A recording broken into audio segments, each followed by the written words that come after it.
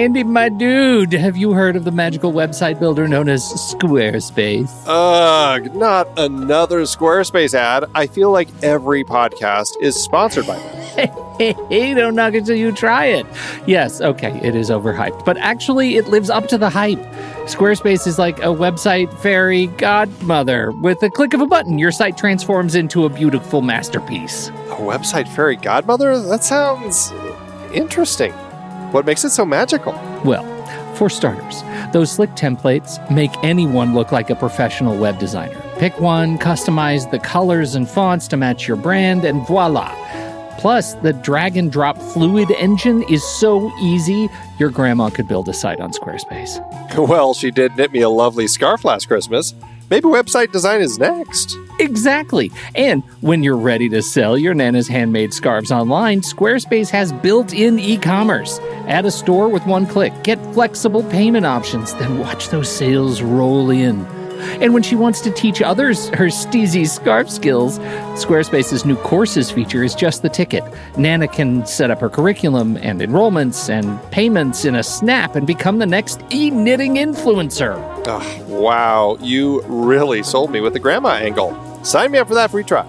Just go to thenextreel.com/Squarespace and transform your site into a beautiful Squarespace masterpiece.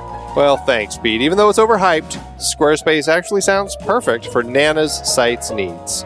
Appreciate the warning on the ads, though. I'll brace myself next time I listen to a podcast. Anytime. Let me know if you need any help getting that site up and running.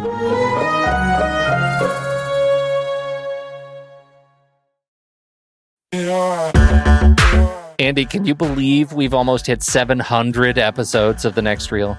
I know, it's crazy. And with all the other episodes in our family of podcasts, we are well over 1,200 episodes of movie conversation. It's really pretty amazing that we've gotten to have these in-depth movie chats every week for over a decade now. And we couldn't have done it without our loyal community of film fans. Their support over the years has meant so much. For sure. That reminds me, we should give the merch store a shout out. Buying shirts from thenextreel.com/merch is a great way listeners can continue to support the show. Plus, they get to sport our great designs. Absolutely. I think sometimes folks forget we have a variety of shirts, mugs, phone cases, and more available. In fact, a great place to start is with a shirt sporting the Next Reel's logo. We also have that classic Fast Times Spicoli Surf School tee, or the weirdly popular Rusty's European Tour shirt. The one from National Lampoon's European Vacation. Why is that so popular? Search me, but we have sold a ridiculous number of those. I guess there are a lot of Rustys taking trips to Europe? We're always adding new designs based on movies we've covered, like our brand new design for a streetcar named Desire, featuring a streetcar named Desire. So if you want to rep your love of TNR and films, head to thenextreel.com/merch. Every purchase helps us continue to have these weekly in-depth conversations. So visit thenextreel.com/merch today. And as always, thanks for listening and being a part of the Next Reel community. We've got lots more great movie chats coming your way. Oh, Andy, this is the first time. No, I don't want to spoil it. I'm gonna restrain myself. So the trailer for Lady Vengeance, yes, really focuses on the psychological thriller nature of the film. Wouldn't you say? It's very much about... Let's just note how restrained I was just then. Really restrained. You're very restrained. Yeah, okay. I just wanted to be honored for my restraint. You may speak. Well, it really focuses on Park Chan-Wook's visuals. It focuses on kind of the revenge, the woman who is, it no way does it go into the fact that she took the rap for this murder. Right. It just is, he kidnaps her kid and ruins her life, and she goes after him. And that was kind of the setup of it, with some amazing visuals. And there are a lot of, it's very energetic cutting, right? Because when you have these great overhead shots of them moving the drawings around, the paper around on the table very quick, you can't see what it is. Like there's some really cool stuff going on. And it's a beautiful film. It's Park Chan-Wook. Yeah. Of course it is. Yeah. And then at the end, there's some crying and you see some slamming of furniture and, people fall down. but you don't get a whole lot of the mystery. So I think in that regard, and particularly on the heels of the last two films that are now part of the spiritual, trilogy, the Vengeance trilogy, I imagine this trailer did exactly what it needed to do. I think so. I mean, it's selling a revenge story from Park Chan-Wook, who has shown, hey, here's a guy who really loves making revenge stories. And it does it in a really visually creative way. And so I think to that end, I'm not sure what the Korean audiences were expecting, but I mean, Oldboy was a huge success over there. So I would think that when Park Chan-Wook's next film came out and it had people they recognized from his films, it had the style of him, it had the themes of his other films, I can see why people would just jump right on board with it. I think I can totally see that. I wonder what they thought later. I'm sure they thought it fit right in. I'm curious to talk about this one with you because I just have a sense that just from what I've read in your little comments and stuff that perhaps it didn't hit as well with you as the others did. I wonder. I wonder how this is going to go. Real curious. Let's see.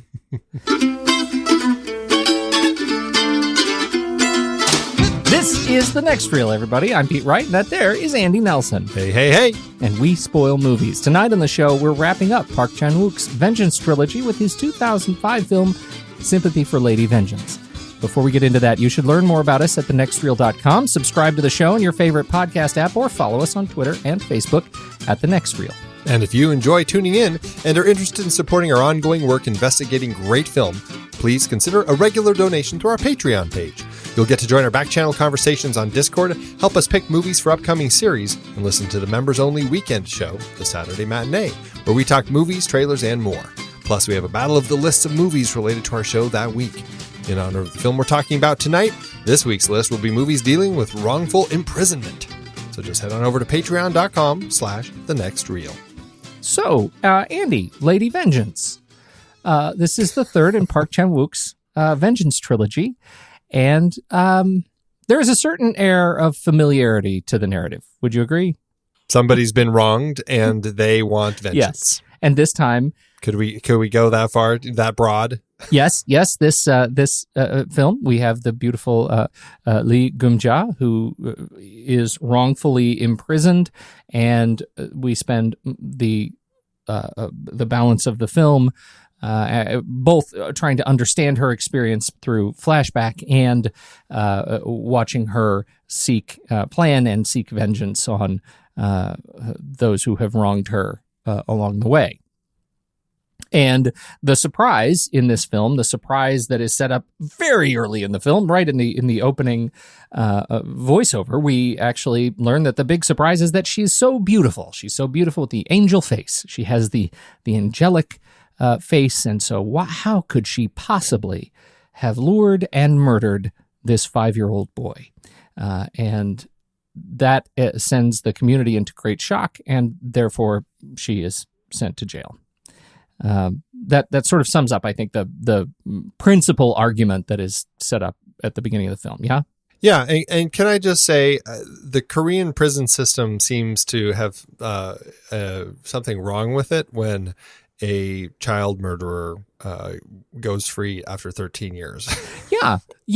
And that was surprising. Not only that, she's in the same cell with 8 other women. One of them is, let's say, an adulterer. Another, they're one of them's a North Korean spy. Right. Their crimes seem to be, let's just say they probably just rolled some dice to put these Right. women in their cells. It was not a great community that was built. And yet what we see from flashback now that she's out is, she was able to build quite a little network inside the prison, and that these women were more than happy to help her now that she's on the outside to seek vengeance in her special way. Now, I would say there's a lot going on in this film that is just straight up beautiful, right? I think that it's gorgeous to watch.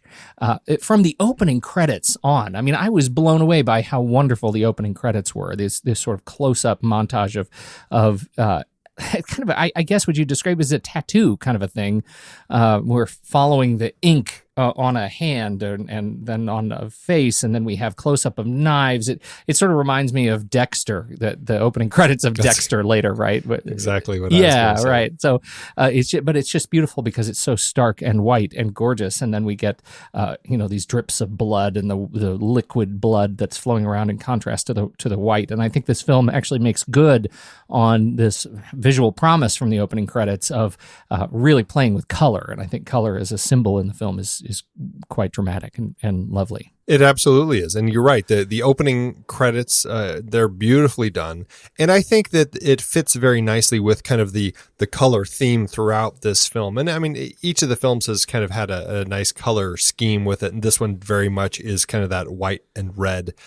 And we get that here. And I guess you could almost say black and white and red. And certainly we'll talk more about kind of the black and white nature of this film later in our conversation. But I felt like it was a really nice combination to go with, and the way that plays out a lot with the red eyeshadow that she was wearing all the time, that gave her face such a stark look that worked really well as this woman who is on a mission, because there's a big difference between that look and any other time in the film when we see her when she doesn't have it, like in the flashbacks or at the end after she's removed it.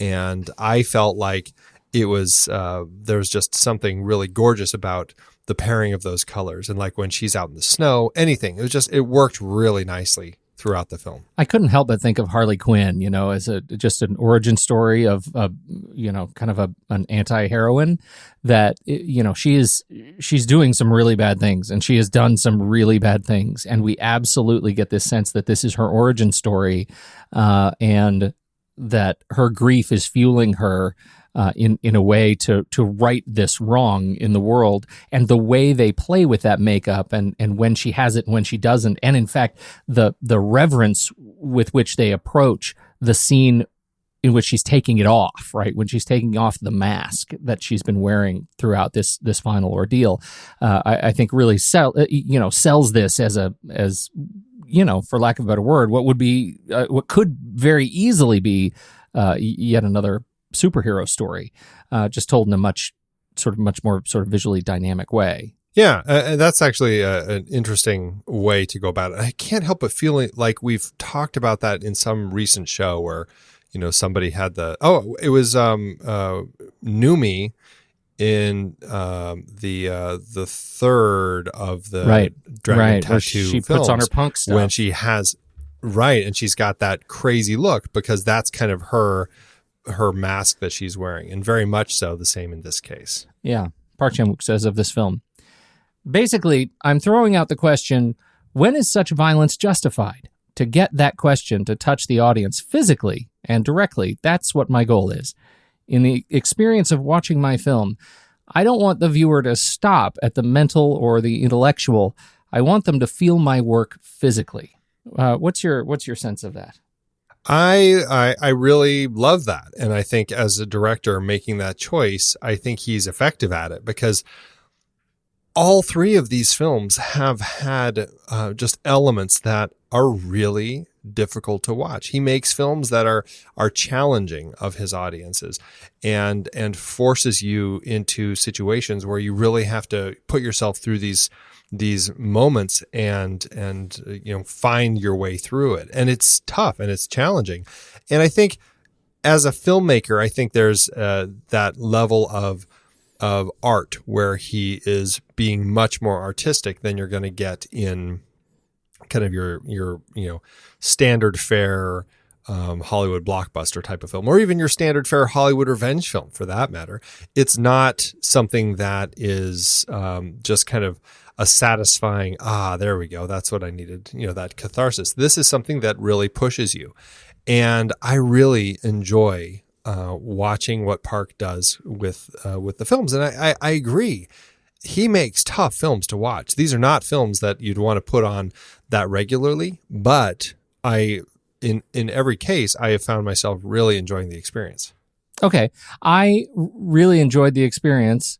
Up to a point. I enjoyed the experience until I didn't even know this was a line for me, but until we get to the 5-year-old snuff films, and I mean 5-year-olds in snuff films that are displayed for the parents, that is when I found myself, I wanted to punch him in the neck so hard. Like, that was a line that took this film from a healthy, meaty, maybe 4-star, 4.5 to I'm never watching this film again. I can't.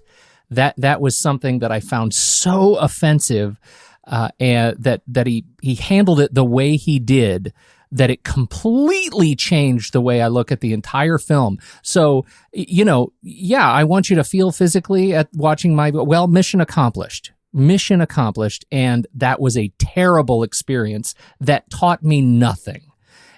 So I was deeply unsettled by it, to the point that I resent the experience of watching the movie. Yeah, wow, interesting. And I don't remember the last time I felt that way, because I am not offended by the fact that the part of the narrative is that these kids were kidnapped and killed. I'm not offended by that. That is a horrific thing. But the way they staged the presentation and the way they played the videos was too far. And that is the only piece of this film that I think is too far. And I had no problem watching Oldboy and getting through those scenes that were incredibly violent and horrific and cutting out his own tongue. But doing what he did to those children, Andy, on screen, it was crushing. It is very affecting. Absolutely. I 100% agree. And I kept asking myself while it was happening, why is this happening? Like, why are they showing this? Because it's so, one, the detective is with her. So I couldn't figure out what are they doing? Like, why are they torturing these parents this way? And it was one of those situations where it affected me in such strong ways because it was so illogical, and I couldn't piece together why this is the way that they were going about in the storytelling here. And it ended up reminding me of this is going back to film school. This is kind of a strange jump, but bear with me here for a second. Back in film school, we had to do something on camera in a way to kind of express ourselves or to show us doing something that was active that would get, stimulated conversation type of thing, something like that, And, we all did these different things. And this one guy in our class, I don't know what he did. Like, he raised snakes or something. That was like some job that he did. And so for his film, it was this kind of this snuff film, I guess you could say, where he walks into his room, and there's a tank there in front of him with some boa constrictor or something in it. And he has a thing with a rat in it, and the rat's scurrying around and stuff. He grabs the rat by the tail and picks it up, and he swings it really hard and hitting the rat's head against the counter several times, and then dropping it into the snake cage while the rat is twitching, and then the snake eats the rat. And I guess that's how you have to feed these rats, because otherwise the rats are so vicious that they will attack the snake and scratch it up and wound the snake. And if you're raising snakes to sell, you can't do that. So it was like this horrifying thing to watch, but in context, it made sense. And I just can't help but place what my film instructor said. He said, this was really interesting. What would have made it more daring is to film yourself doing that with the rat, but not giving the reveal of what it was for, and just and cutting it off and seeing you just beating the rat. And that would be the end of your film. We don't realize the context, even though there is a context of what you're doing. And I felt like that was what Park was kind of doing. He cut off the intro to the whole scene, setting up why the parents were here. The parents had agreed to kind of go through this as some form of catharsis to really understand, who this monster was and what their kids did and all those last things that their kids went through and everything, because it's torture. But I feel like as a parent, I would want to know like all of that sort of stuff. And it's painful and it's awful and it's dark and it's like the worst thing in the world you could imagine. And it just goes right into this lady who I just couldn't help but go, this lady is frickin' whack if this is what she's doing to these parents. And I couldn't place it. And it took me a while to kind of really put that together in my head, but it's very hard and it's very challenging. But in the end, as I kind of started thinking about it that way, I came to a place where I was accepting of it because I felt like it was just another way to challenge me. Although I can totally get your point of view on it too. I think it crossed the line. The dad, sir, please don't kill me, sir. Please don't kill me. I can't breathe, sir. And then kicking the chair out from under. I mean, those scenes make the world a worse place. I think everything else in the film, watching the parents suffer through this, I mean, you didn't have to show it. You didn't have to show it. In this case, Park Chan-Wook is your friend, and we, the audience, are the rat. That's what I felt like. In your example, it's just horrible. And as a note, your film instructor just gave the worst advice for a saleable movie that you could possibly give to your peer. Like, that is a movie that is terrible. That's terrible. But you have to understand this. This is looking at film as art. It's not looking at film as a business to go make money. That's what we were exploring in the process is not so much the artistic or the box office side, but it's looking at it as art and what you can do with it. And that's exactly, I think, in that sense, I think the film instructor gave really interesting advice. Yeah, interesting. I will agree on that point. I put this film, like, I compare it to something like American History X, which is another film I'm never going to watch again, but it's an important film. And it's an important film for a number of reasons, and it's very difficult to watch. This film is very difficult to watch, and it is ultimately, as a result of for me, the way it is, but it's an unimportant film. And I feel like there are some ways that it's important, some of the visual style and some of the way he uses color and transitions. And in fact, you take that scene out and you restage that scene, and I think there's a lot to be said for this film that is just ultimately torpedoed by just going too far. So, and I was bemused by the fact that he apologized for Oldboy and said, "I'm sorry, it's so hard to watch." And did he say the same thing about this film? Because this is the film you should apologize for. And I've spent the day in my head swearing so that I wouldn't have to swear so hard on this show, because I was really angry at this experience. So, mission accomplished. You have made me feel physically about your film, and that's great. Anyhow, we got to move on from this because it's just going to work me up. I think it already has. God, literal title of this film is "Kind-Hearted Gumja."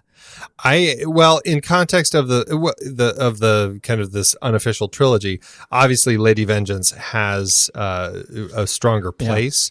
Yeah. Likewise, Sympathy for Lady Vengeance, which is actually what my screen said when the title came up, that also fits nicely with the series. And then in that case, Oldboy is the only one that just doesn't seem to look right at all. I don't know. Kind-Hearted Gumja doesn't do much for me as a title. I kind of prefer this one. What do you think of the story? If we get rid of all the other, violent nonsense, what do you think of just the way the narrative is built? Because I had some issues with it. Going back to what we were talking about, I mean, aside from making a challenging film, he also has a very challenging storytelling style. We've certainly seen this in both of the previous films. I like the way that he really pushes me to pay attention. That being said, I still was lost a few times. And if it wasn't for listening to some commentary and reading about it and stuff, I would have completely missed that this teacher, Teacher Bake, and her, this was the guy that she kind of hooked up with when she was pregnant, when she was younger. And I didn't catch that. And I didn't realize that it was the same person, and that that he had known her. And that's how he kind of came to use her as this pawn to get her to kind of become the person who had to fall for the crime that he had committed. I totally missed that. And That's kind of I just that's kind of thought an she was important just some piece. random lady. Yeah. It is absolutely. It's just sometimes like that, things like that. Those are things that I feel like if I had watched it a second or third time, I might have started going, oh, okay, he was the same guy who she called when she was in the aquarium. And you know, that was the kind of that whole thing. It's just one of those things. Like, it's a trickier storytelling style. And I think that there's a side to telling your stories this way that really making your audience work hard for it is a really interesting way to go about it. And I definitely like that he's doing that. But on the flip side of that, it can make it more challenging for people when they are trying to figure out what the heck is going on. And when they come to it and go, I don't know where I am or why I'm bouncing around so much, it can end up pushing people away, I think. Yeah, I think so. And I think in this film more than the other two, which also had the same style. I mean, I get it. Like, that's his style. But in the other two films, I can put my finger on the visual tricks and the visual sort of tools that he uses to keep me moving with the story. And I think they flew a little bit high and wide on this one, a little bit more. I don't know. I don't want to call it sloppy, but maybe it was just, you know, that they felt, you know, that I don't know. Did they feel like they were giving the audience even more control, even more power in the relationship between the creator and the viewer that we'd keep up? And in many cases in this film, I had to stop, rewind, watch this again. Like, who was that on screen? You know, did they have glasses last time? Those kinds of things. Like, I just didn't get it. And I feel like in some cases the flashbacks weren't treated well. And I mean, colored well, like color timed well, so that we could actually see that we're in a different part of history. In some cases, I didn't always track with that, and it didn't work as well for me as it has in the other two films. And this was before I got mad at the movie. Initially, I think when we first have one of our flashbacks, it does a really interesting style where it looked almost like old film, where it kind of had a scratchiness to it and everything. But he never came back to that style, and I wasn't exactly sure why that choice was made that way. Other than that, I guess I didn't have an issue, and I really started getting a sense of, every time we kind of had that text on screen, this is another of her cellmates that we're following. We're going to get a little bit of her story, a little bit of her situation as to how Gumja and she kind of connected in prison, and then see how that's playing out in real life. I mean, I kind of started, I got pretty quickly pattern. attuned. Yeah, I got attuned to that pattern. The only time that it really threw me, and I did have to rewind, was when it went to, when suddenly, and this is kind of, again, what he did in Sympathy for Mr. Vengeance. Midway through the film, we're suddenly thrust into the life of the kidnapper. Mm-hmm. And we see the kidnapper and this, like, horrible way that he treats his wife, who, as it turns out, was another of of her cellmates. And that transition of that cellmate, that particular cellmate, and her story and how she met him, all happens at the same time that the church guy is apparently also, secretly spying on her and taking photos of all these people she's meeting up with. And that whole thing all happened at the same time, like the reveal of the wife, the reveal of their talking, and the reveal of the photography. And I really got confused. I'm like, wait a minute, who are they talking about? And who got married to who? I couldn't totally agree. That was a sore spot for me too. Absolutely. But again, like, I just feel like, he quite possibly is actually giving us a lot of authority in interpreting the movie and interpreting the way the story comes through. And I so appreciate that. I really do. I love it. I could have used a handrail just a little bit. Just give me a little something to hold on to, because there were places where it just dropped off. Well, and I got that way even at the end of the film, because when I first watched it, I was convinced that the daughter and her Australian adoptive parents had, like, died in like a gas leak because of all the I'm like, is it? Because it seemed like the girl woke up. I was like, oh, maybe she's going to die. And then all of a sudden she's running around in her nightie outside. And I'm like, oh, this is her ghost. And I thought we were going into this kind of ghost world like we have in previous films. Right. And I was convinced that happened until I kind of rewatched it several times. And I realized, oh, okay, that's the spirit of the boy who was killed, because the last time we see him, which is right before that scene, he is, this little boy who's smoking, and then he's the older boy and smoking. And then that's his spirit now again visiting, because we see him visit the daughter, Jenny, earlier in the film. And now this is him visiting her one last time before he goes off. And, boy, did it take me a long time to come to that. Yeah. Again, absence of handrail. But again, I do find that exciting, because it's one of those things that gives you a sense as you kind of rewatch films. You start I don't know, I get excited as I start being able to put stuff together, But I agree. I also do like those handrails sometimes. I like it both ways. It depends on what mood I'm in, I guess. Well, yeah, and because by the end I was already so disgruntled by the film that it wouldn't have mattered if there'd been a handrail. I would have tried to beat the film with it. I feel like the rewards of putting all those pieces together in this film, take all the other garbage out. The rewards of putting the pieces together were not very satisfying for me. Like figuring out all of the different threads that were troublesome.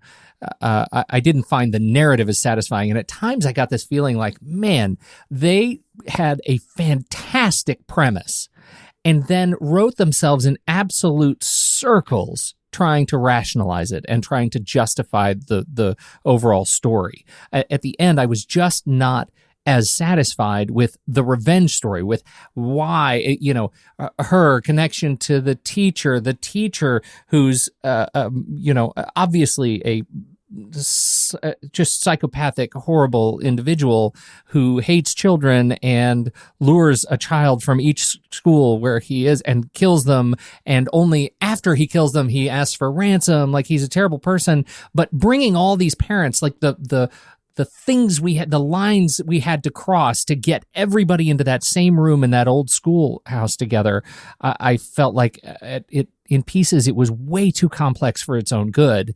and hard to track, and didn't need to be that hard to track. There are stories that are just as horrifying and much more simple to actually make the point. And so I just wasn't as satisfied with this one, particularly in comparison with the other two, which I thought were so strong. Well, it was funny though, as I kind of got to the end of this, I couldn't help but find the comparisons with Murder on the Orient Express, right, which largely has the same themes of which Hercule Poirot has to grapple with himself, is like, when is this violence justified, and is this fair, or should I turn him in, or should I walk away?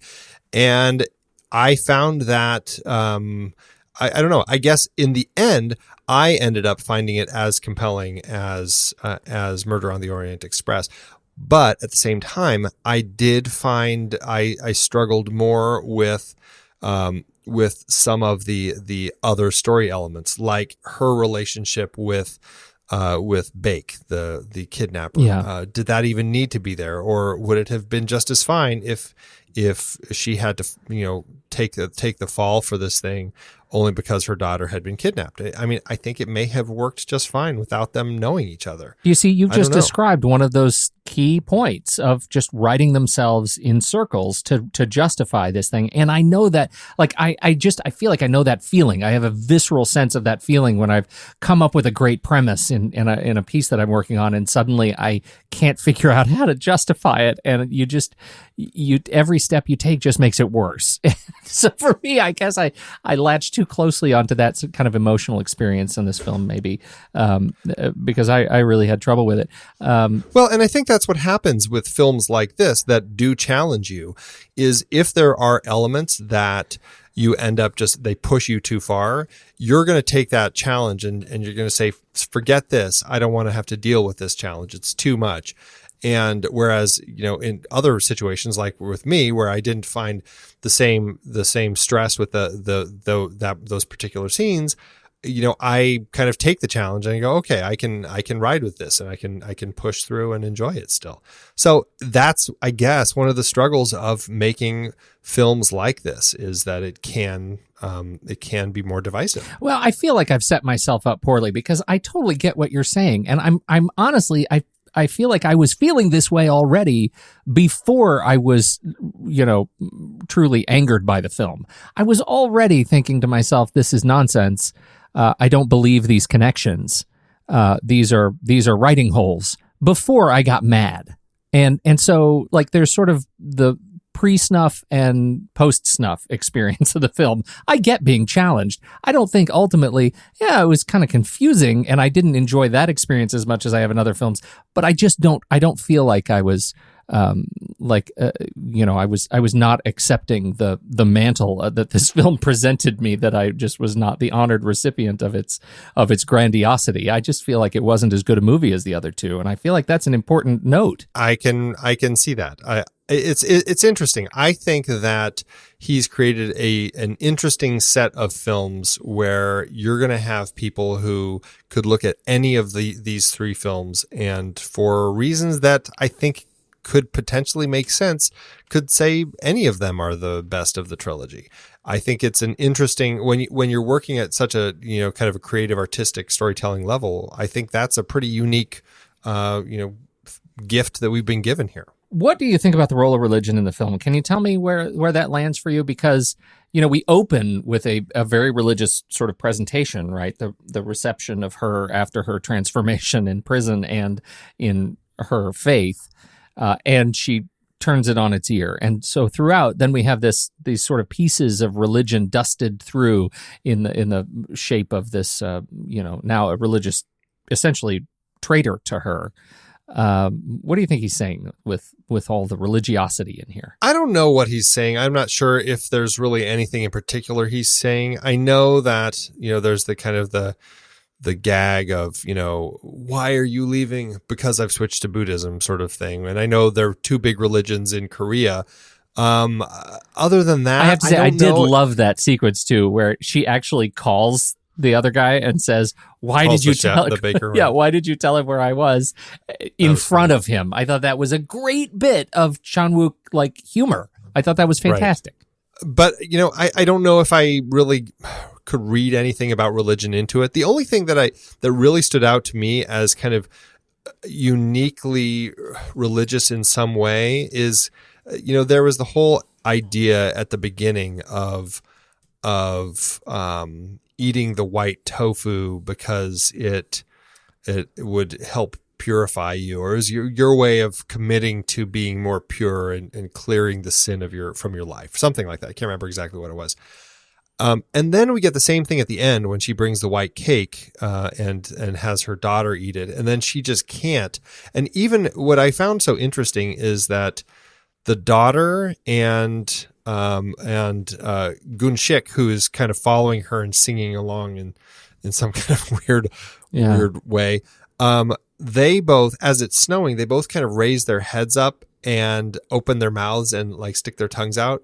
And the daughter is just, they're talking about, the white and be white, live white, and all that sort of stuff. And here they are. It's almost like they're taking communion, and the two of them so willingly open their mouths and like let the snowflakes kind of melt on their tongues and stuff. And you get Gum-ja kind of lifting her head up and looking straight up, but she just can't. And you're staring at her for a long time, and she just cannot open her mouth. And it's like she just cannot accept the possibility of forgiveness almost. And she's so broken of a person. And I found that a really interesting thing, and potentially a reflection on kind of religion and personal atonement versus, the church finding atonement, because then she just like, dives into the cake. Like she just stuffs her face into the cake, almost as like she's doing everything she can at this point to find ways to kind of cross into purity, even though she may never.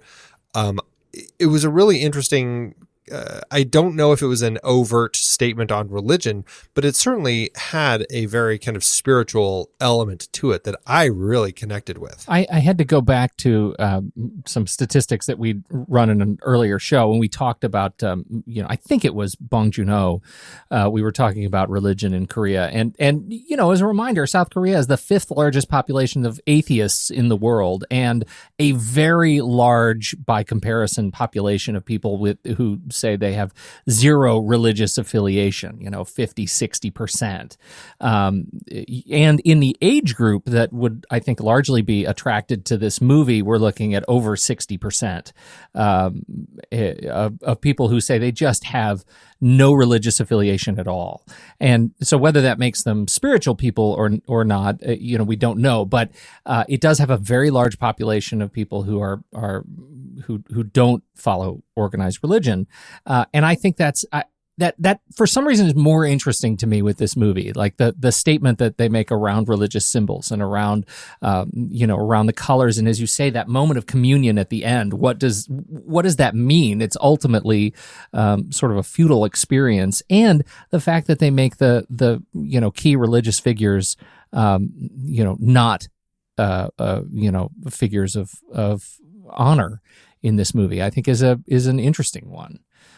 So that left me a lot more to think about than some of the other angles we've talked about so far. Well, it definitely was an element that I don't feel had been addressed in any way in either of the other films. Likewise, law enforcement. Here we have, because neither of the previous films, so I guess you have the detectives.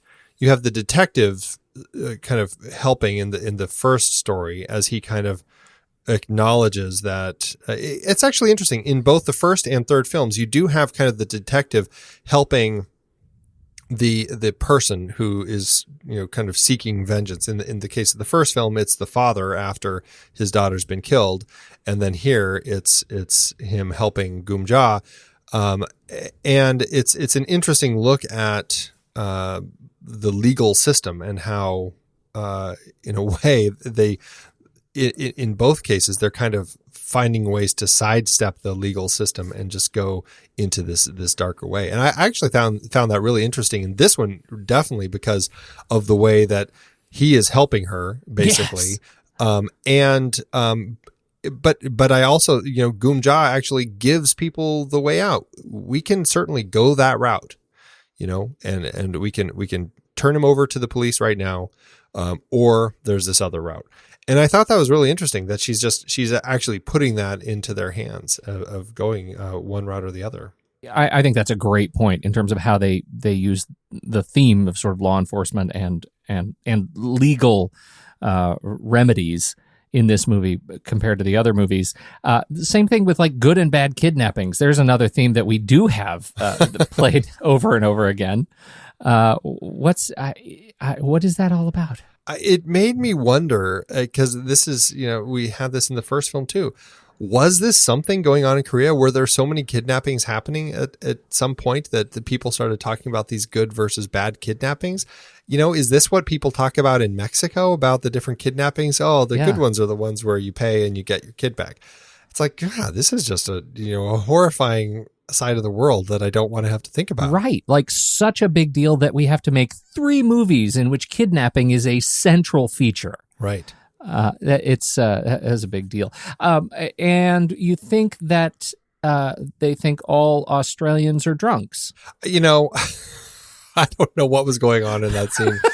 I could not for the life of me figure out why all of a sudden everything turned to this crazy, weird party scene that I could not figure out what the heck was happening. That to me was just a really strange turn. These, adoptive parents just, she comes in and asks, oh yeah, this is my daughter, and all of a sudden they're all drunk and laughing about it. And they're like, yeah, take her with you. At knife point, granted, but still. She was holding herself at knife point. Yeah, well, right. The daughter is holding herself at knife point. Once again, we have that balance of humor and really horrible things. I actually found the entire trip to Australia a diversion or a distraction to the main narrative that I thought. That was one of the areas I thought, well, they've written themselves into a hole and this is how they're going to get out of it. I just, I I just didn't connect with that piece. Although those elements of humor were sort of worth the trip. I think they made it more complex than probably they needed to be to introduce that angle. And it was a strange little piece. Again, looking at potential story element issues. And this is me, liking the film, still finding, potential problem here.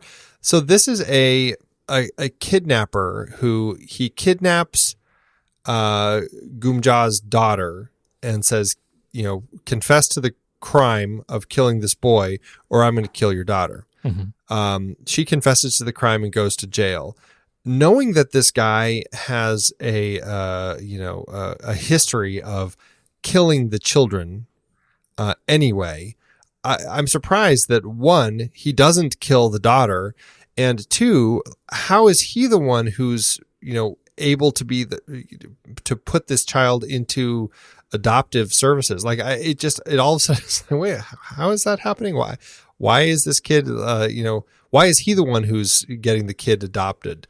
And I don't know. I guess it was just kind of a strange little turn of events that I was a little confused by. Yeah. But something else that's going on in this film that I think we have to bring up is the fact that this is the second of the films that he's had a whole element of this kidney donation thing happening, which that's awesome. Somebody who's in that circle, I find it very funny that it just like keeps coming up. I'm like, here's another person getting a kidney donation. What is up with that? I was thinking about that. Very interesting. I wonder at what point, like you, as the donor, have a pretty sizable chit to turn in. Like if you wanted to go this route, I am sure your recipient, needs to make you a steampunk gun or something. Like that's sort of a big deal. Him. You need to. See, I think you gun? need to start thinking about that. Like, what can you turn in, and do you have other organs you could trade for favors? I think you haven't been thinking creatively enough about this. I've not been. Or maybe I have been, but I'm just saving it up. If this movie is anything, it's inspiration for your darker side. Absolutely. Oh, so funny. But it really does make me curious. Like I want to get into Park Chan-Wook's history and figure out did he get a donation? Did he donate? Is there somebody in his life that needed a donation and it saved their life? Like what is the reason that this keeps popping up? Because I feel like there has to be something. It's just not something that people frequently put into their screenplays. Deep scene dive, Andy. Let's do it. It's the Birthday Cake Angels, Andy, and this, I should say, is after. This is post Pete's angry at the movie. And yet, I have to tell you, I quite adore this scene. This is after all of the parents of the murdered children have taken out their anger on Bake. They have killed him. They have cleaned up their mess. They've buried his body. And there's a brief scene where we see Jenny, the daughter, with the Australian people as they're all kind of still hanging out waiting for Gumja to come home. And then we come in on the bakery. It's the middle of the night, and Gumja has all these people here, and she's made a cake and has lit the candles and brings it out to the table so they can kind of celebrate this closure in their lives. And then one of the fathers starts singing "Happy Birthday," and I guess it goes from there. I think this is just it's a lovely little scene, and it was hard for me to kind of get into it, but this is their way of celebrating the collective kind of lives of these young children that they have now just seen, and then they exact their sort of retribution on the killer, and so but this was the first time where we actually pivot and we turn the emotional angle to one of love and cherishing the lives that were lost, and not just vengeance. And that's something we don't get from the other two films, really. I mean, we don't have a moment where it slows down at the end and we actually get to for lack of a better word, celebrate. And I thought the attention to just the visual treatment of this as a soft moment in the film was really nice. The high angles down, tracking over the faces as they're kind of looking at the angels that are going across them, over them, visualizing what's happening in the space above them. I thought was just really lovely and patient and kind, and was a terrific balance to a lot of darkness. Yeah, absolutely. And the way that it goes from the birthday cakes bits to we have the there's the lull in conversation, and that one person says, in France, when this happens, they say that there's an angel present or something like that. And that's what kind of spurs them on to kind of take out these little, I guess they're kind of the last trinkets of their kids, the kind of last little memory pieces that this killer had kind of been collecting. He had one for each of the kids, and now the parents have their these little things again, and they're clutching them as they look around. And yes, it was a beautifully done scene. It did have great patience. It had great beauty. I loved the way that the camera work. Again, it's Chung who's shooting it. Used, I can't remember what the type of lens is called. It's like a split lens or something like that, where it focuses on very small piece of the lens, and it can kind of shift around a little bit. And they use that to great effect, because you get one little tiny piece of the film in focus and it kind of shifts a little bit. So it might be the little trinket in somebody's hand, and then it's just their cheek and their eye as they're looking around, and everything else kind of falls into soft focus. It was just beautiful. Not to mention that toward the end, we have that kind of the camera lifts up toward the ceiling, up to the chandelier, and the chandelier, the lights are kind of designed like red candles, which brought me back to Gunja's little room, where she kind of had that shrine that she was always keeping the candles lit, as if she was, that was her way of connecting with the little boy. It was really touching. And in a film, like you said, that had so much darkness, this was for me like a great moment of catharsis that helped kind of get through all of that. Yeah, I found it really very touching, and we get a slow moment from some of our principal characters. Lee Yeong-Ae was just, I think she was terrific in this entire film. I think she was just really terrific, and we have a wonderful moment of her in this sequence of slowness. What'd you think of her overall performance here? Oh, I thought she was brilliant. She captured so much of the pain and the anger and all of the elements throughout the film that work so well. And in this particular scene, it was really interesting to see how she kind of she was kind of a part of this scene with everybody. She was in a way kind of the hostess, which she largely was, putting on this whole thing, cutting the cake and everything, passing it out. But it was also still like, as we see throughout this whole last part, she always kind of keeps herself separate from these parents, because she really wasn't, she didn't have a kid who was lost. She, in a way, kind of was connected to the killing of that one kid. And it really just kind of ended up just kind of in this place where she was not allowing herself to have that catharsis. And immediately after this scene, you have her in the bathroom finally washing off her red eyeshadow, and then the ghost of the little boy appears behind her. And in what I think is just a brilliant moment, one, he grows up very quickly into kind of who he would be if he hadn't been killed. But then as she's talking to him, he puts the gag in her mouth, like not letting her talk, almost like he's still, like she's not allowed to talk still. And I don't know. I found that really, really touching. Well, especially because of how it was cut, though. I mean, like how that move, it was so fast. It was like, right. It was so fast you couldn't quite track it. And suddenly something moved on screen, and then she had the gag in her mouth. And I was really, jolted by that. It was fantastic. Yeah. It makes me want to go back to, we've mentioned this, I think, on all three of our shows about Park Chan-Wook, but I think we finally need to go back and talk about Joint Security Area at some point because she definitely. was also in that. Right. And so it was really nice to see her. You also wanted to talk about Kim Shi-hoo. Kim Shi-hoo plays Gun-shik, who's the young boy who works at the bakery and who kind of befriends her and becomes her lover. I found him a very compelling actor. There's something that was just so pure and innocent about him. And even when she's talking about her story and everything, the way that he kind of just listens and takes it is just very,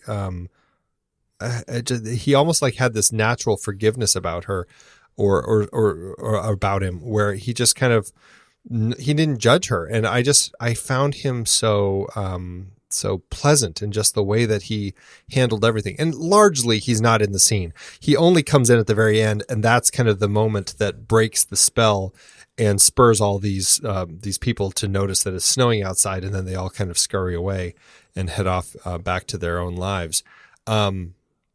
But yeah, just the fact that he's in the scene, though, I wanted to make sure we talked about him because I found him to be a really surprising element that I wasn't really thinking was going to turn into anything.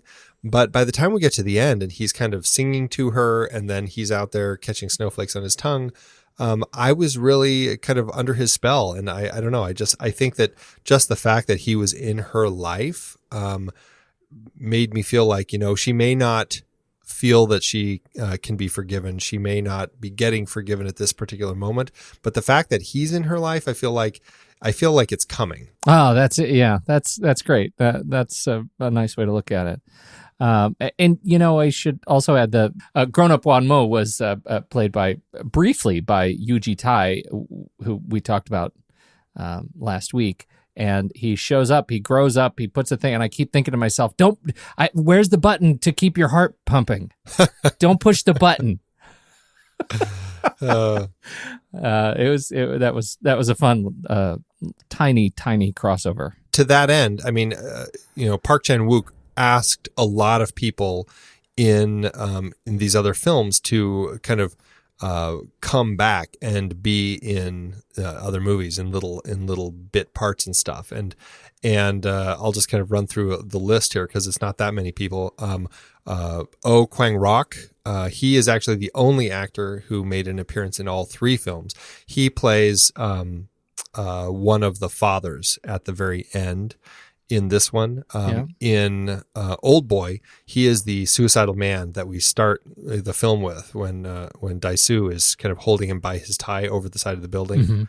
Mm-hmm. And then in Sympathy for Mr. Vengeance, he was one of the anarchists at the end who come to kill him. Next up, we have Song Kang-ho. He was as Park Dong-jin in Sympathy for Mr. Vengeance, and he was the hired assassin #1 in Lady Vengeance. Right.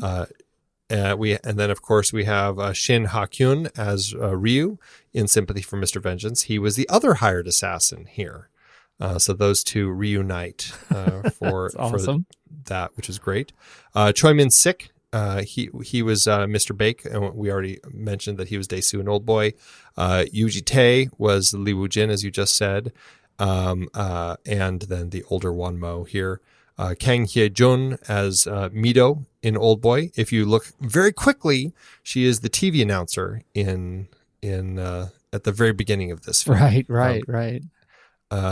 Oh Dae-soo is Park Choi-woong in Oldboy, and then Mr. Chang here in Lady Vengeance, and Kim Byung-ok as Mr. Han in Oldboy was the preacher here in Lady Vengeance. That was probably the most surprising because Kim Byung-ok in Oldboy was that crazy blonde guy who can throw other people over his head into windows. And he was not that character here. Very much not. It was the one that I think the greatest divergence in parts. Right. Yeah. Very much so. Very much so. Just a quick comment again. Lee Yeong-Ae did the makeup, principal makeup on this thing, and the makeup has apparently inspired a look, or like a makeup meme.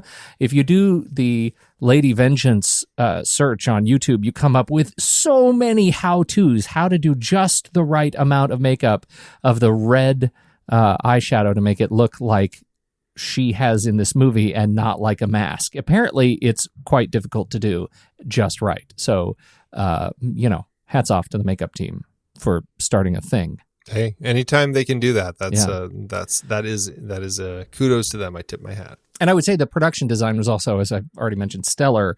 Little elements like how they were able to use her apartment with the crazy, stripy flames on the walls that were so fascinating to look at and just tickled the camera. I thought it was just wonderful. Those little bits of attention to detail, I think, were quite nice. And you've already mentioned the gun as a prop was just fantastic. Well, and what was so great about the gun is paired with, going back to the makeup team, the brilliant tattoo that the gun maker has on his arm. And you kind of go up his arm, and it's like an arm with a gun, inside an arm with a gun, inside an arm with a gun, inside an arm with a gun, leading to his hand holding the gun.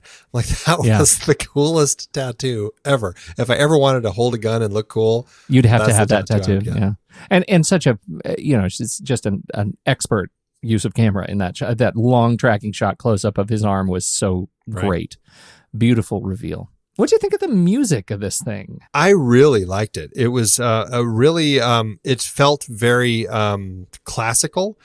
Sometimes I was thinking that we were using, actually, I think that they were using sometimes, or they were pulling themes. I think it was Vivaldi. They found some themes and they incorporated it into some of the score that I found really, I don't know. I guess it just ended up giving it kind of this big kind of classical feel. And in this style that Park Chan-Wook has in all of these films, everything feels so operatic. The way everything happens, the way that the performances are, it all makes it so much bigger. And when you have a score that has that very kind of classical feel to it, it just lends to that operatic feel. So I really liked it. I really liked it too. And it was such a departure from the last film that I thought it was a really nice touch. And it sets the tone for something new, right? I mean, it's something, as soon as you watch these, especially watching these films back to back, that you are seeing something different here. And I really appreciated that. I thought it was wonderful. Yeah. Okay, so we already mentioned this, the version. We were talking about the version of the film. Which version of the film did you see, and why should I care about that question? Well, I don't think we talked specifically. I think we were only mentioning the color palette and the black and white and red and stuff. But I think what's so interesting is that Park Chan-Wook did kind of make two versions of this film. One is the one that I watched and you watched.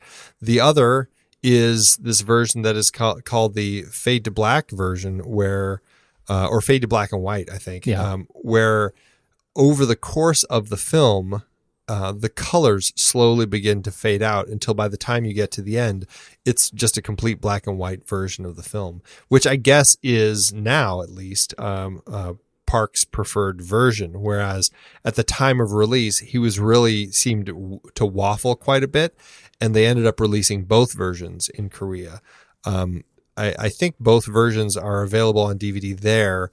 They might have released this version here in the US, but it wasn't on the disc that I saw. So I would be really curious to watch it, because it sounds like a really fascinating way to kind of to revision this story, playing with color to kind of continue enhancing the theme. What's so interesting about it is it's something that he was already, you could tell he was already doing in the film, right? I mean, when the first shot to the last few moments of the film, first shot is full of color, vibrant color, right? It's on the walls of the prison. We're see just a lot of color. She comes out, she's wearing color. She wears this blue jacket throughout much of the first part of the film. By the end, she's wearing... Everyone else is dressed like Santa. Yeah, right.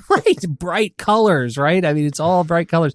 And by the end of the film, it is, stark absence of bright color. It's not not black and white, but she's wearing all black, and it makes the red of her eyes certainly stand out. But he's already sort of manufactured that transition just through kind of production design.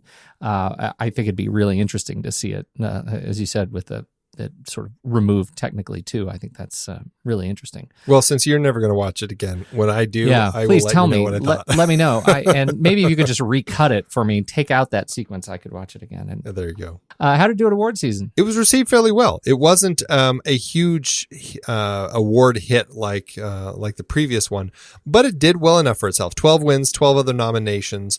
Over in Korea, it did get at the Grand Bell Awards, South Korea. It's funny. I don't understand Korea and the number of different awards that they have, but maybe it's like the Academy Awards, the Golden Globes, the Tullys. I don't know.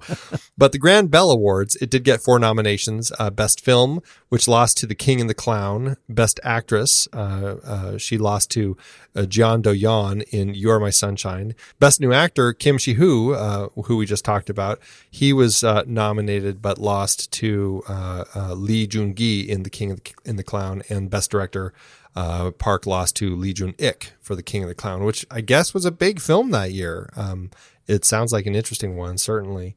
Over at the Korean Film Awards, it had 5 other nominations, but that was all mostly technical. Again, Best Actress, Best Cinematography, Best Editing, Best Art Direction, and Best Music. So, popular enough. And it seemed that the awards that it did win do seem to focus on Lee Yeong-Ae as the actress or Park Chan-Wook as the director. Dubious rumors of remakes, Andy. Dubious indeed. Yeah, it sounds like it. At least as of 5 years ago, Charlize Theron was looking at jumping in to do a Lady Vengeance remake, huh? Yeah, to be written by William Monahan, who was pen behind The Departed. And last we can find, as of around November, December 2012, Monahan said, "This is very American, very unexpected. Park Chan-Wook is a genius. This is the Everest of adaptations, and I've got blood in my teeth to do it."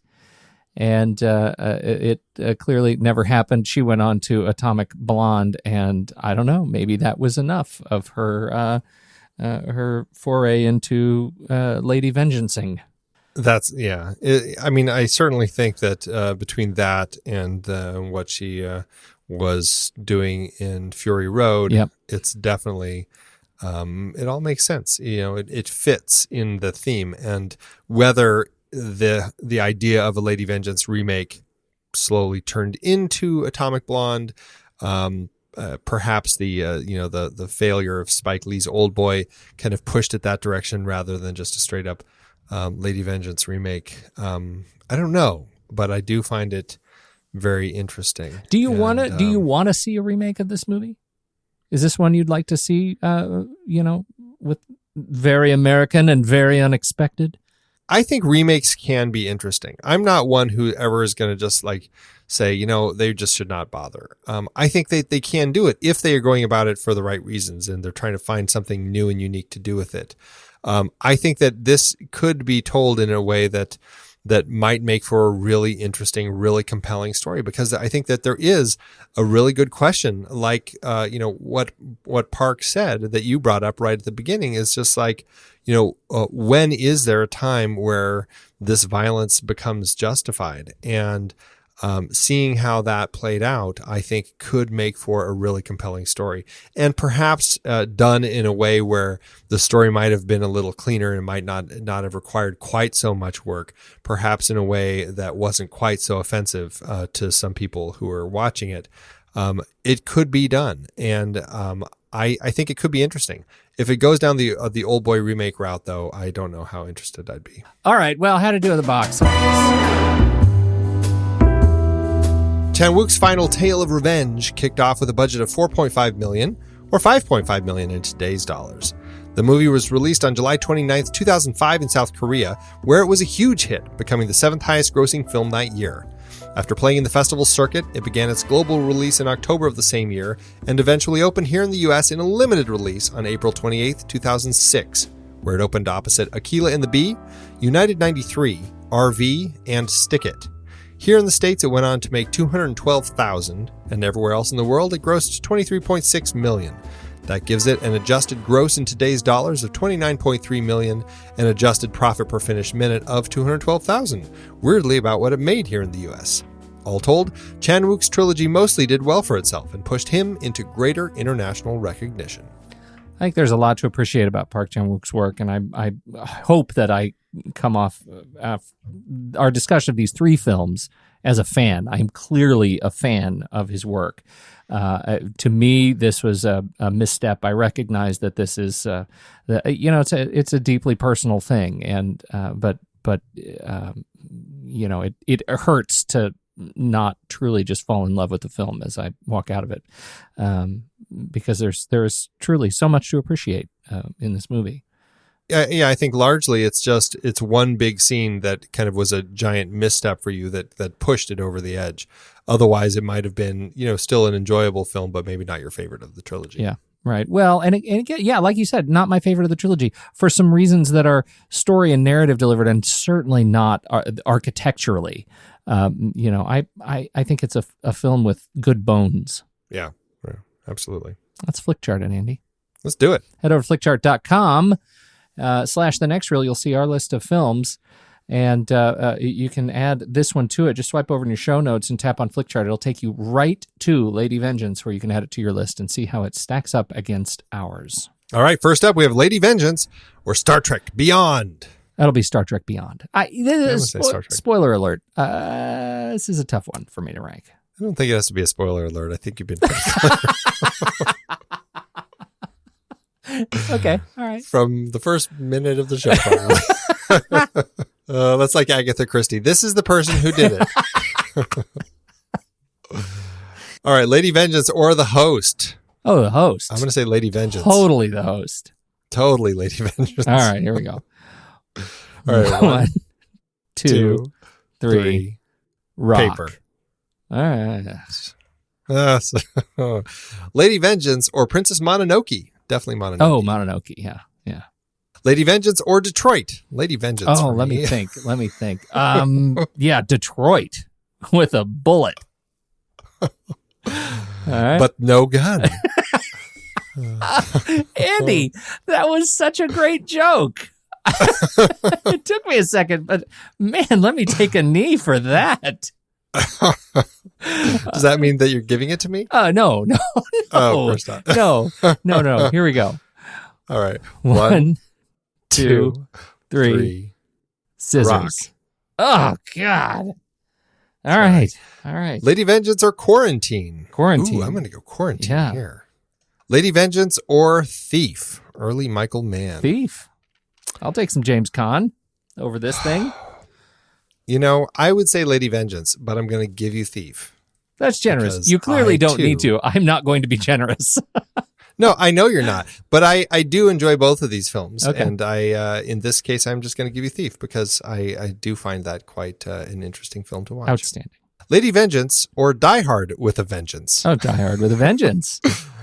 Oh, that's funny. I didn't even think about Die Hard with a Vengeance as part of the Vengeance trilogy. It really is more, it has a better place than Oldboy. Let's be clear. The title works so much better. Totally. It should have at least been Oldboy with a Vengeance. Come on. Oldboy with a Low-hanging Vengeance, fruit. right. I guess I'm going to go with Die Hard.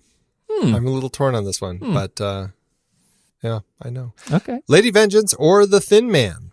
The Thin Man. Lady Vengeance. It's for me. amazing how much I love all these movies. I know, isn't it?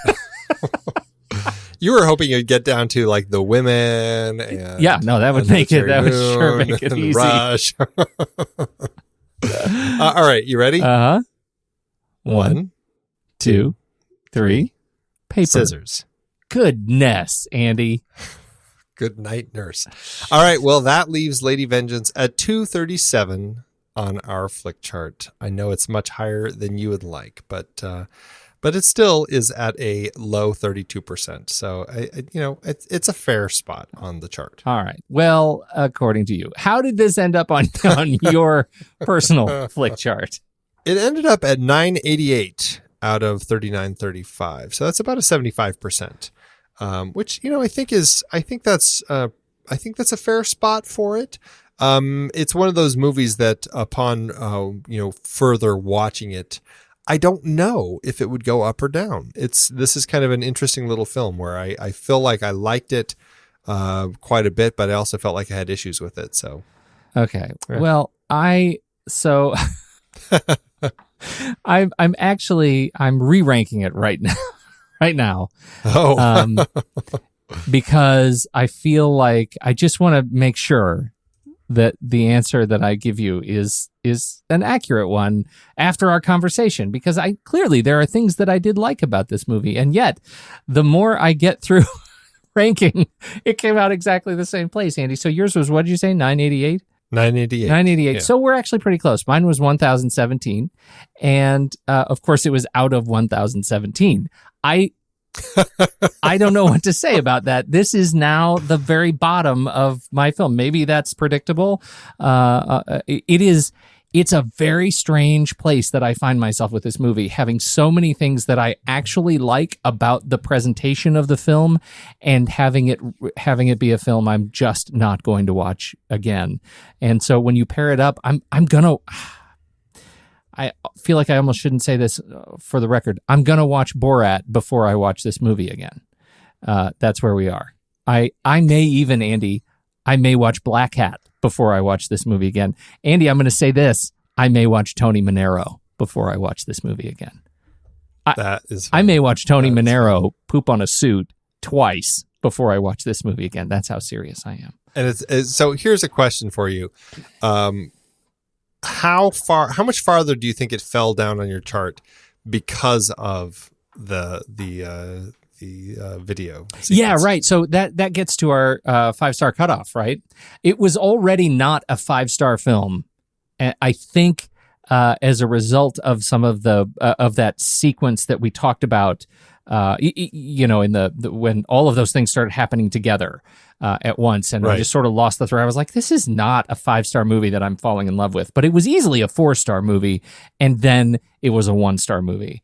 But after our conversation, I'm gonna settle in at a 2 stars. I may even go 2.5, but I'm not gonna give it a like. So you're gonna say 2.5? Yeah. Okay. Well, it's higher than I thought, considering it's last place on your flick chart. Right? That's what I mean. Like, what a weird place to have a film that I actually, there's so much I actually do appreciate about it, and it's still at the bottom of my list. Well, but it also, I think sometimes there are films that you can certainly appreciate and go, I appreciate that there's stuff in here that's good. I think there's a lot of craft to it. I will never, ever in my life watch it again. Yeah. And I certainly have some films like that on my chart. Give me one. Down toward the bottom. Give me one, so I'm not. In the realm of the census. Oh yeah, no, totally. That's right there. That was way down there. Okay, good. Really didn't care for that at all. Yes, outstanding. Yeah. But this one, I give, I was torn. And I actually feel like because of our conversation, I dropped a little bit in my ranking, which I'm sure you'll appreciate. I was at a 4-star and a like when I went into this. But as we talked about it and more of the problems started kind of sticking a little bit in my head, I'm at a 3.5. But 3.5 and a like. So I think that puts us at overall a 3-star. A 3 and a like. So that's where it sits. All right. Fine. I'm glad that our conversation has metered your impression of the film. If not my lack of enthusiasm for that particular sequence. I think that I'm looking at the page on letterboxd.com right now, and just one more shout out for camera. The way they use her eyes in this movie is just awesome. It's just so good. So that finished. We're done. We're done with Vengeance. We can move on to something hopefully a little bit more hopeful. What are we going to do next? It is a big tonal shift. We are jumping back in time a little bit. We're going to be looking at the film career of good old James Dean.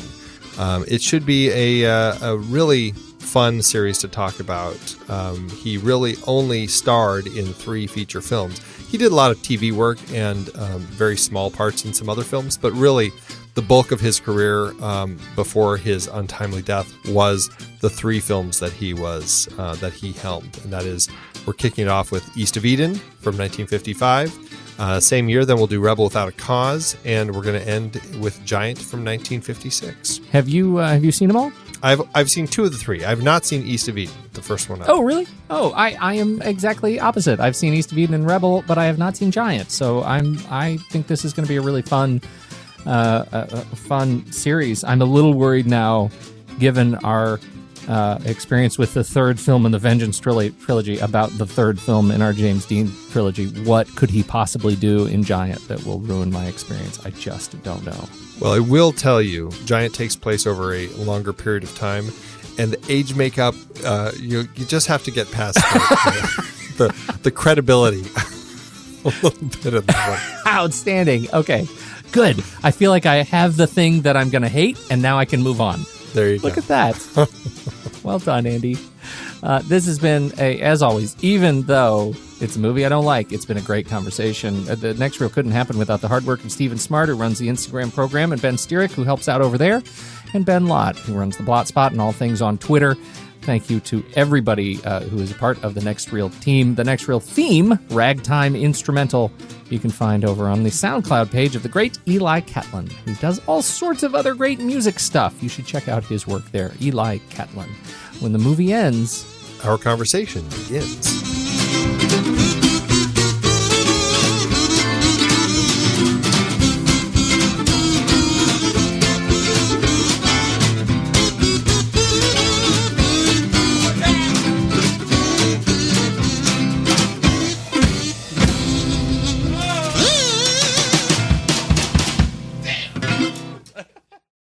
Amazon giveth, Andy. As Amazon always doeth. And this week, because I was the dissenting vote, I went with a 5-star, and I assume you went with a 1-star? You know, I was looking at the 1 stars, and I couldn't find anything that really, I was super satisfied with. So I went with a 2-star. Oh, okay. All right. Well, would you like to go to climb the ladder or descend the ladder today? I feel like we should end on, I don't know. Should we end on a high note, or should we end on a low note? You know what? I think you should go first today.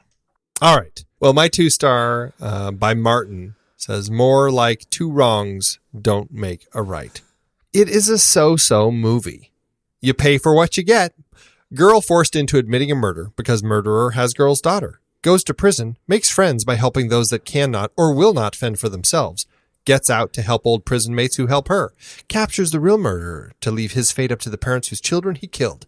In between, locates daughter. Brings her back. Cliff Note version.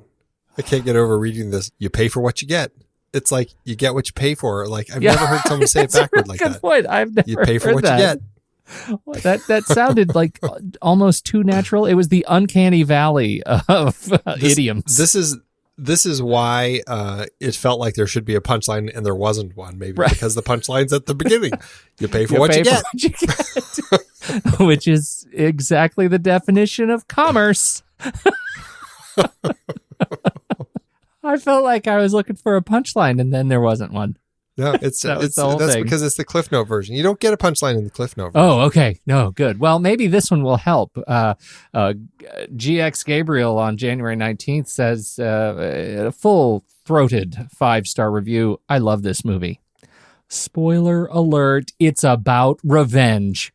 In the sense of Oldboy, this movie is right up there in the Korean genre scene. It is well worth reading in English subtitles. Newsflash, most of the world ends up seeing American movies in subtitles. I am sure you would appreciate the effort on your part to go out of your way to enjoy something new, or something not so new, like vengeance. So, What do you think of that, right? Really something. Pretty good. Really something. Newsflash. Thanks, Amazon. It's hard to believe that we've been having in-depth weekly conversations about movies since 2011. You're telling me producing this show week after week requires a ton of work behind the scenes. If you'd like to help support our efforts, one easy way is by using our originals page when shopping for books and movies we've covered. Just visit thenextreel.com/originals. Your purchases made through our links give us a small commission at no extra cost to you and allow us to keep having these great conversations. I was so excited for our big Star Trek film franchise series this season. All those movies adapted from Gene Roddenberry's original 1960s TV show. As a huge fan, I know that you geeked out over analyzing the adaptations. Absolutely. From the motion picture to the Kelvin timeline films, seeing the Enterprise crews on the big screen was a dream come true. Our list of source material isn't just all books and plays. We have the original series in our list of source material. You can rent the episodes to watch and enjoy, and support the show in the process. For our Millennium Trilogy series, we covered films adapted from the original books that launched Lisbeth Salander, The Girl with the Dragon Tattoo, The Girl Who Played with Fire, and The Girl Who Kicked the Hornet's Nest. As much as I love Fincher's version, the original Swedish versions are the way to go. We also did our Die Hard series in season 7. I can't believe Die Hard and Die Hard 2 were adaptations. Two of the greatest action movies ever. Well, one of them at least.